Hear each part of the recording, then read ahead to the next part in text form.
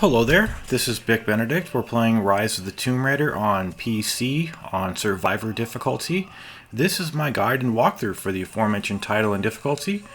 We're going to use the zip line here and do an encounter. There's going to be two encounters of varying difficulty. This one's actually quite simple. So you want to come up to here, do a stealth takedown on this guy. No need to hide in the bush. Just take him down. And then you want to go forward here, use the bottle. I love this. I love this game so much. That's why I decided to go back to it and cover it.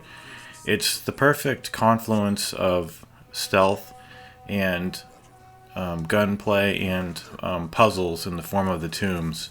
But that's how to basically separate enemies from one another, to use a distraction right there. Sometimes you get that weird kind of jank to the kills.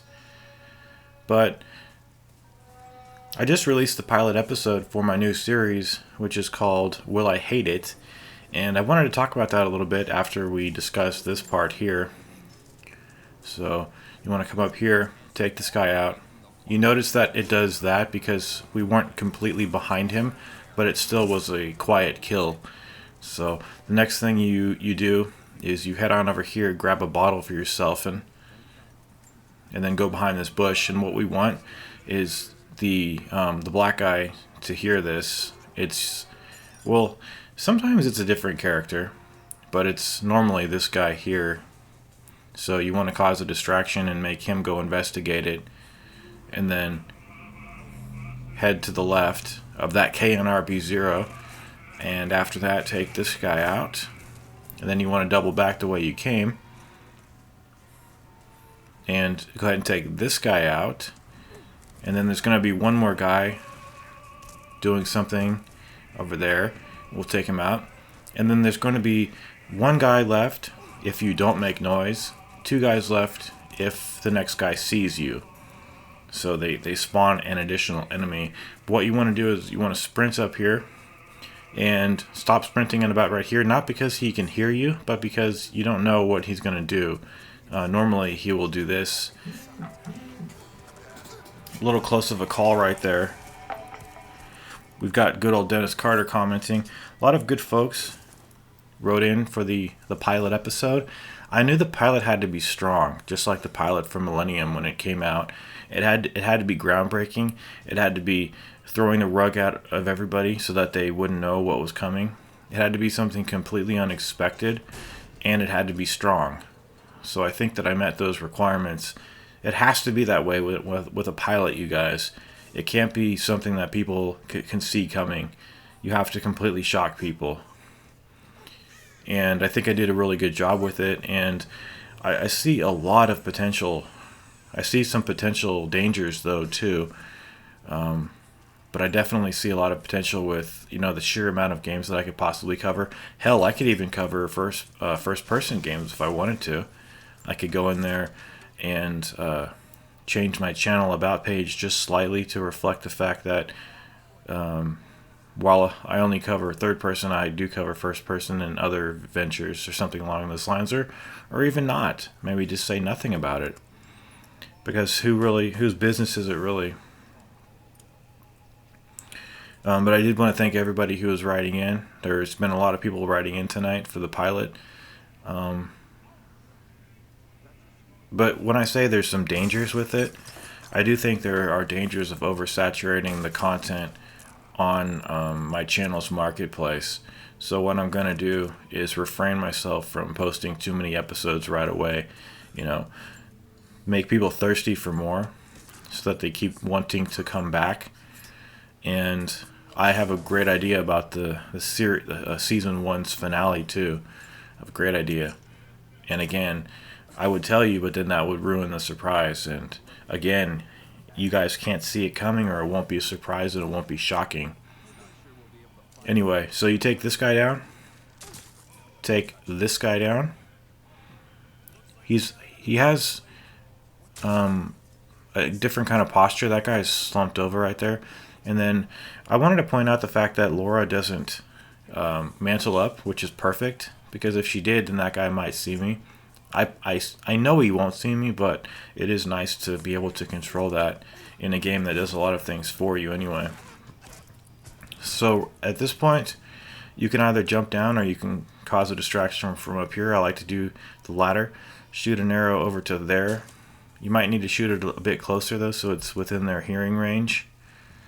And what happens normally though is this guy sometimes will see the body. You see how he went for the body instead of going for the bottle?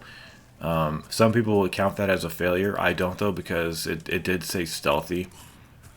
We did take everybody out, although he did investigate a body. What I do for these, you guys, is as long as nobody gets a yellow arrow over them, then I just proceed forward. Because for me, a yellow arrow is failure too. And of course, the red arrow is failure too because they're all aggroed. But feel free to completely spec out your character with as many upgrades as you possibly can get through earning them, because the game really does get hard down the line. So be prepared for it at least.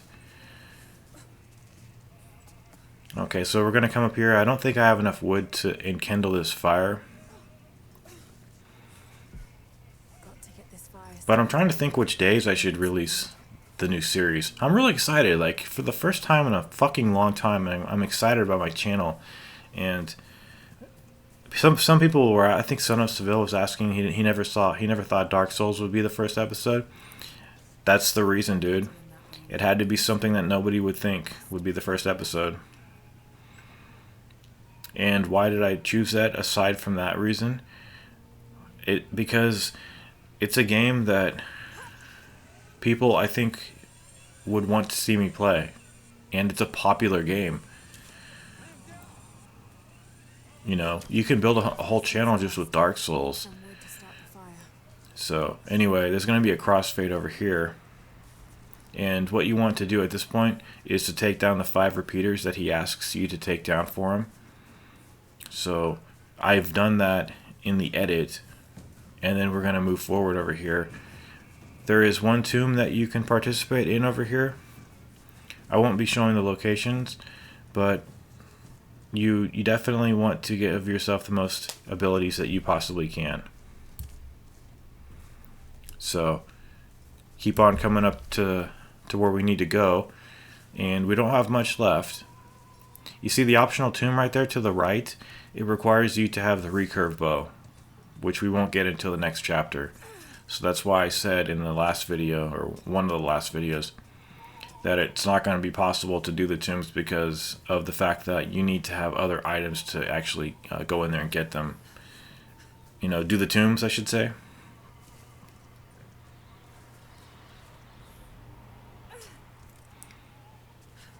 So there is a poison mushroom down there. You can't see it because I already picked it up, but there is one there should you want to get it. And what upgrades have I got this far? The upgrades that I get, you saw me get one in the beginning of the last video, I think it was, so that I can auto loot enemies that I kill via stealth. I upgraded the ability to take more damage. I wasn't going to do that on my first walkthrough, but once I've gone through the game now, some of the situations, they do throw you to the dogs, and it's not fair. So you might want to have that. And even so, it's pretty marginal about how much you take anyway, so it doesn't give you that much of an advantage. So you'll be able to take a little more. Now this right here, I really don't like doing this part, so I decided to just go guns blazing, as it were.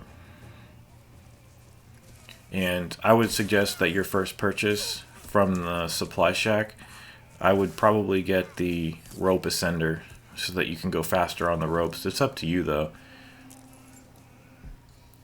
I currently haven't gone back here to get it, and I do have the Baba Yaga DLC, and I'll be covering that after I do this guide.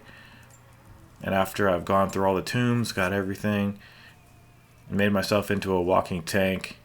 Not because I suspect the DLC is going to be hard, but because why not? So come on into here. There's the supply shack. It'd be nice if you can just kill this son of a bitch and then just take everything. You know? You can do that in Dark Souls. But it's, well, I don't want to get into it. I had a kind of a funny experience that maybe I'll share in the next video when I think when I was on somewhere called Lordran. But that's for another day. Take care of yourselves.